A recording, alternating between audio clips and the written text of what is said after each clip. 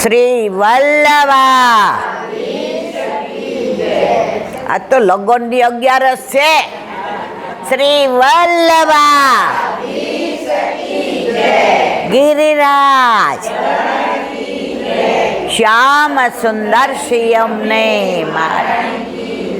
શ્રી ગુસાઈજી શ્રી ગોકુલનાથ દાવ દયાળ કી જય.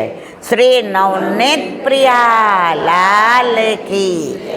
अपने माथे બિરાજતા સેવ્ય સ્વરૂપ કે બધાય વૈષ્ણવને જાજા કરીને જય શ્રી. આજે કઈ એકાદશી?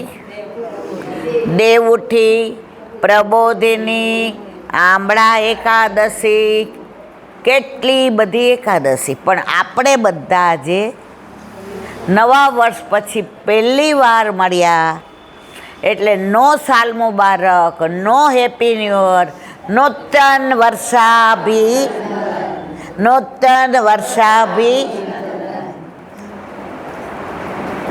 આપણે હિન્દુ છીએ, આપણે ભારતીય છીએ. એ લોકો ઈદ મુબારક બોલે, આપણે સાલ મુબારક બોલાય? તો ઘરે બધાને કહેશો ને શું બોલવાનું? વાહ. પછી એ લોકો હેપી ન્યૂ યર બોલે, આપણે બોલાય? આપણે શું બોલાય? નૂતન વર્ષાભિનંદન, જાજા કરી જય શ્રી કૃષ્ણ. આપણી સંસ્કૃતિ હજારો વર્ષ જૂની છે. આપણી સંસ્કૃતિ ઋષિ મુનિઓની છે, વેદની છે, કૃષ્ણની છે, રામની છે. એ લોકોને તો વોટ્સ ધ મિનિંગ ઓફ સંસ્કૃતિ, ઇંગ્લિશમાં એ લોકોને ખબર નથી સંસ્કૃતિ શું છે. સોમથી શુક્ર સુધી કામ કરવાનું અને શનિ રવિ શું કરવાનું? સમજી ગયા? આપણે તો 365 દિવસ કામ નથી કરતા.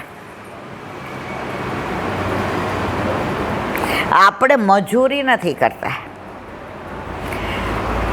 આપણે બધા આપણા ઘરે આપણા માથે બિરાજતા આપણા ઠાકોરજી પ્રસન્ન રહે એવું કાર્ય કરીએ છીએ. ખરું ખોટું મારવાલા?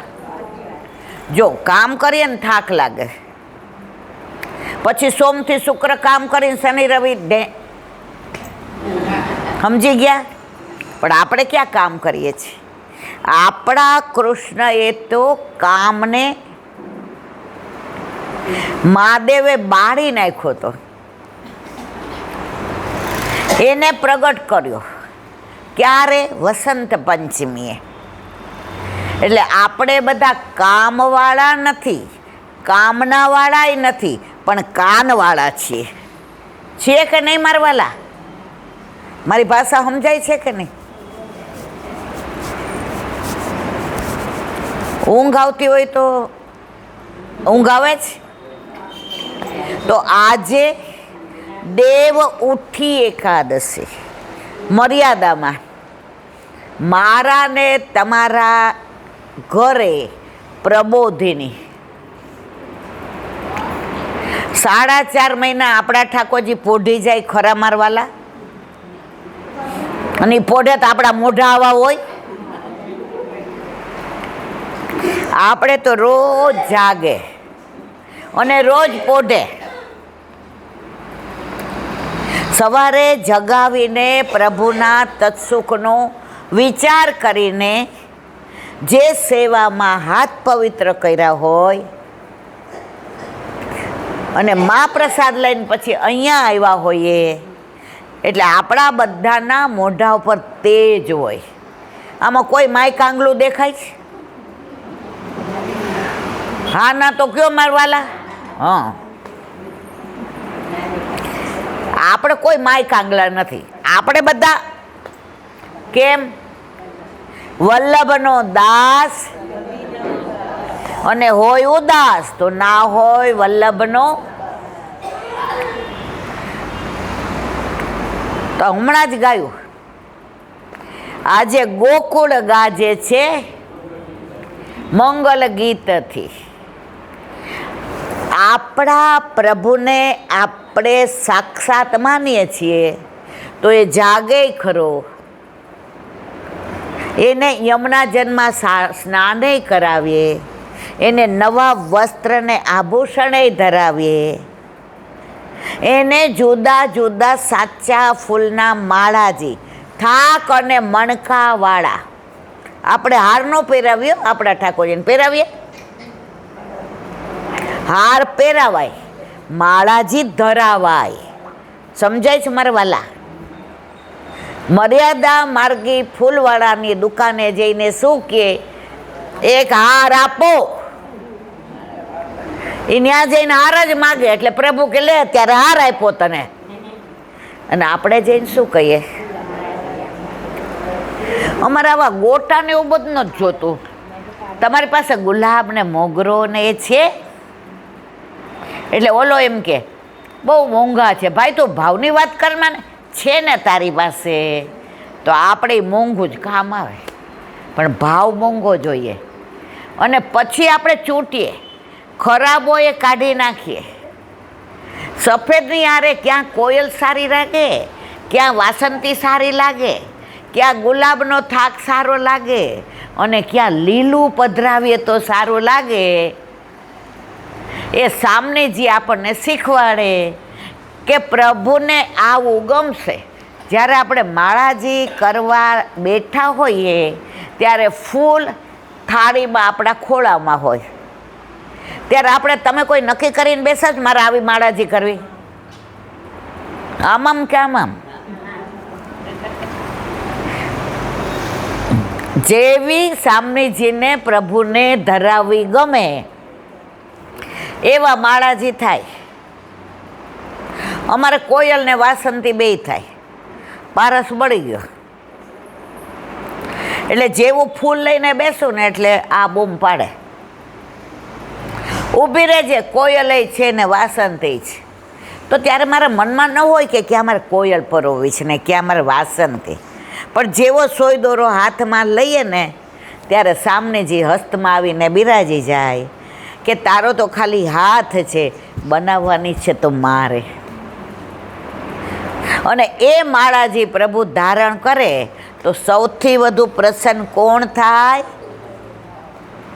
કારણ કે આપણે ફૂલને ફૂલ નથી માનતા, એટલે આપણે ગોટા ને ફોટાને નથી લેતા. આપણે ફૂલને વ્રજ ભક્તોનું સ્વરૂપ માનીએ છીએ. એટલા માટે વ્રજ ભક્તો આમથી આવે ને આમથી આવે ને અહીંયા ઊભા રહીએ ને પ્રભુને વીંજળોય ઢોળે ને પ્રભુની પાસે આવે ને પ્રભુને દંડવતે કરે ને પ્રભુ એને ખભે હાથે મૂકે. એટલે એકના એક માળાજી આપણે રોજ નહીં કરીએ. તમે જોજો, ખરું ખોટું મારવાલાજી? તો પુષ્ટિ માર્ગની આ તો વિચક્ષણતા છે. નિત્ય નવતમ લીલા. અને તમે જોજો, વરસમાં એકાદી વાર માનો કે ફૂલ ના મળ્યા તો તમને ને મને માળાજી વિના ઠાકોરજીને ગમે? પણ કોઈ આપણને એમ કે ને કે લ્યો હું લઈ આવી છું, વધારે છે, લઈ જાઓ. એ વધારાનું કાંઈ આપણા કામનું. અમારા ઠાકોરજીને કાંઈ વધારાનું ગમે નહીં.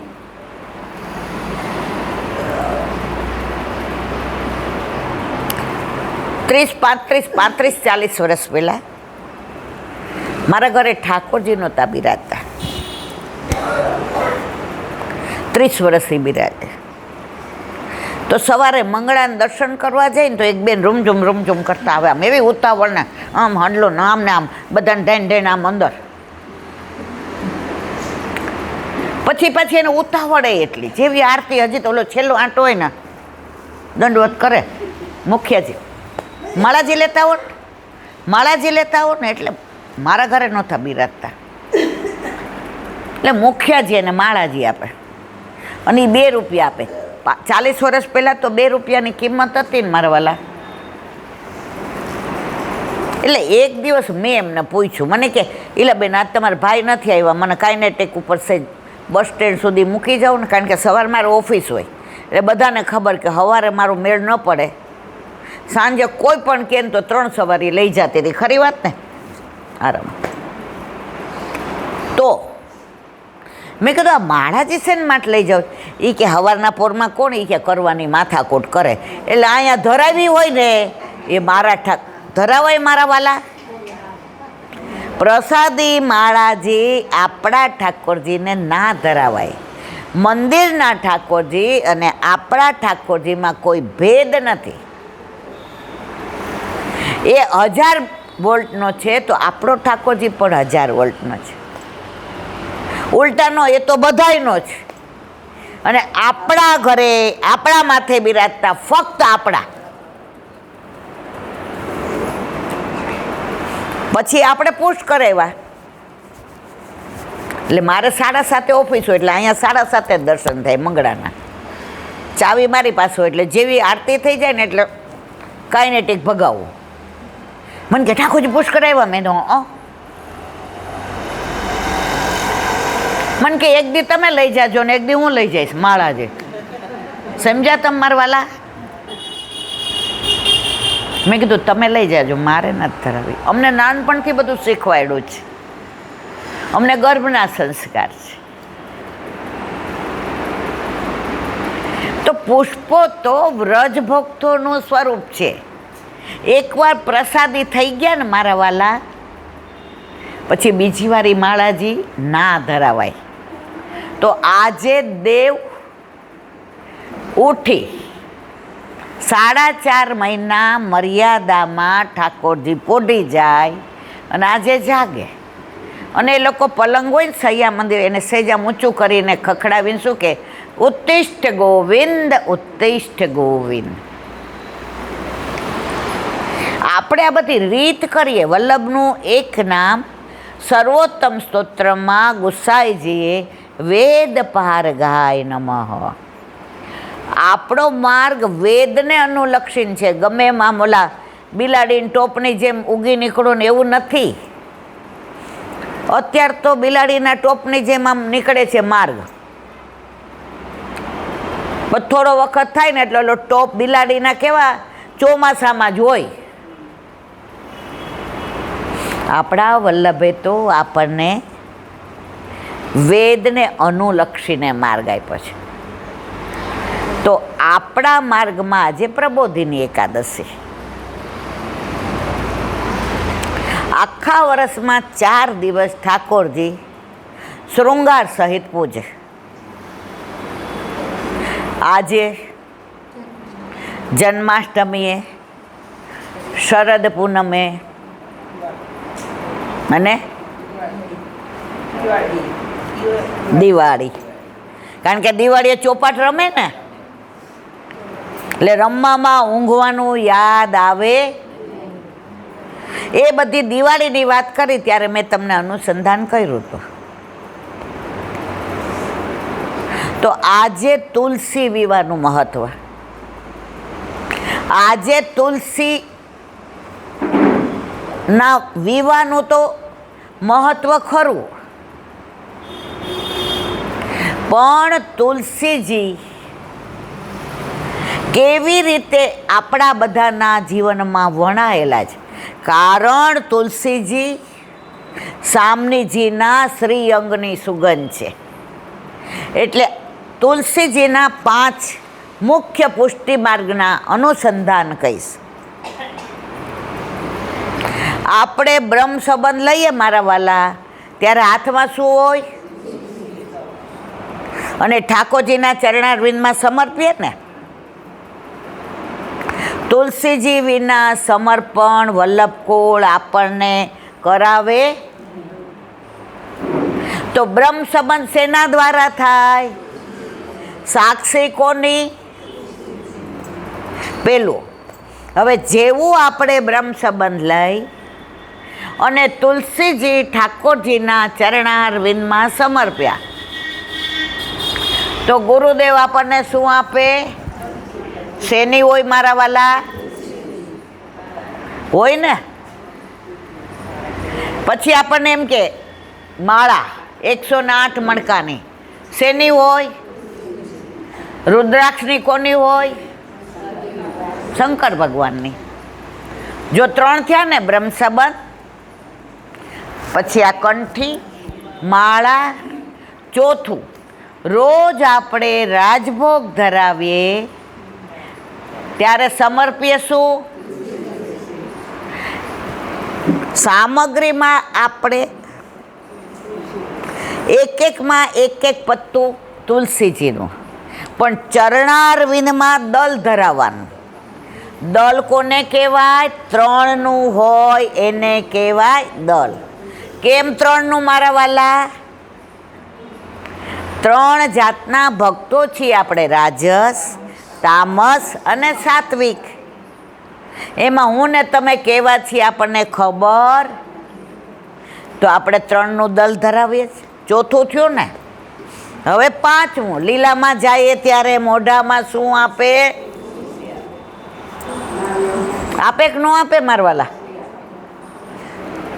આપણી ઓળખાણ વલ્લભે ગોવર્ધનનાથજી સાથે કરાવી ત્યારે તુલસી સાક્ષી, અને લીલામાં જઈએ ત્યારે તુલસી મોઢામાં. પ્રભુ આ એ જ જીવ છે જ્યારે બ્રહ્મ સંબંધ દીધું ત્યારે મારી સાક્ષી હતી, અને અત્યારે મારી સાક્ષી છે કે જે જીવનો અંગીકાર આપે કર્યો તો એ જ આ જીવ છે. સમજાણું?